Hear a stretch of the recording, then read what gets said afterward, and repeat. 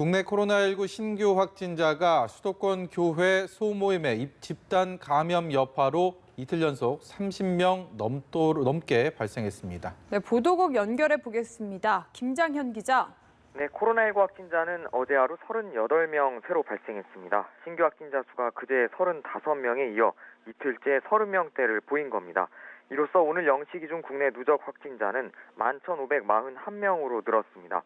어제 신규 확진자 38명 가운데 해외 유입 2명을 제외한 36명이 국내 지역사회에서 감염됐습니다. 경기 15명, 서울 13명, 인천 8명으로 모두 수도권에서 발생했습니다. 수도권 종교 소모임의 집단 감염 확산 영향이 컸습니다. 특히 수도권 개척교회 관련 확진자가 속출하고 있습니다. 오늘 낮 12시까지 수도권 개척교회 관련 확진자는 어제보다 22명 증가해 모두 45명이 됐습니다. 이와 별개로 경기 군포 안양 목회자 모임 관련 확진자는 6명 추가로 발생해 모두 15명으로 늘었습니다. 경기 부천 쿠팡 물류센터 집단 감염과 관련한 확진자는 5명 늘어 모두 117명이 됐습니다. 한편 완치돼 격리에 지낸 확진자는 24명 증가해 모두 1,446명이며 완치율은 90.5%입니다.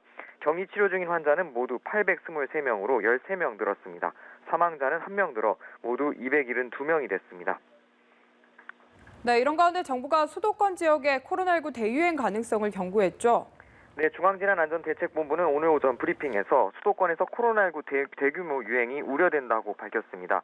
이태원 클럽과 쿠팡 부천 물류센터에 이어 교회 소모임을 통해 집단 감염이 잇따라 발생하며 빠르게 전파되고 있기 때문입니다.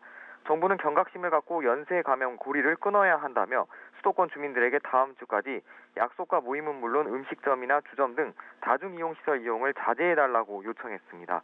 특히 종교시설의 경우 밀접한 대화나 찬송가 부르기 등을 자제하고 침방울이 튀기 쉬운 소모임은 취소 또는 연기해달라고 당부했습니다. 정부는 어제부터 서울, 인천, 대전에서 클럽과 노래방 등 8개 고위험 시설을 대상으로 QR코드 기반의 전자 출입 명부 작성을 시범 도입했는데요. 오는 10일부터는 전국으로 확대 적용할 계획입니다. 또 이들 고위험 시설에 대한 정부의 운영 자제 권고는 오늘 오후 6시부터 발효됩니다. 불가피하게 영업을 할 경우 시설 소독과 마스크 착용 등 방역 수칙을 지켜야 하고 이를 어기면 300만 원 이하의 벌금과 함께 사실상 영업 정지에 해당하는 집합 금지 명령을 받을 수 있습니다. 지금까지 보도국에서 전해드렸습니다.